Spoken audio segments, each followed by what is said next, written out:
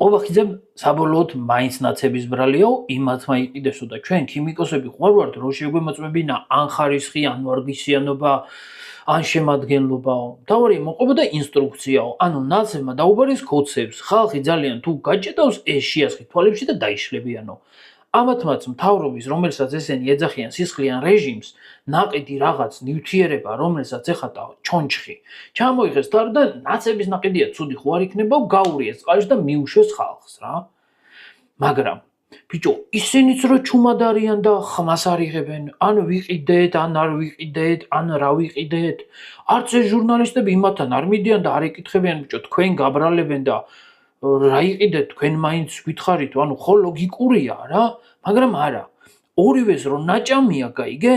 აფარებენ ერთმანეთს ხელს აი ძაღლის ტყავს არ დახევსო ეგ ამბავია საბოლოოდ ისე დაალაგება რომ შეეტენება ვიღაც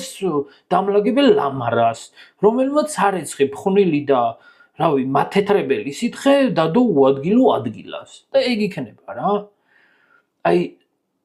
მართლა საწყალი ხალხი და საწყალი ქვეყანა თქვენს ხელში რა დავიღალე თქვენი უაზრობით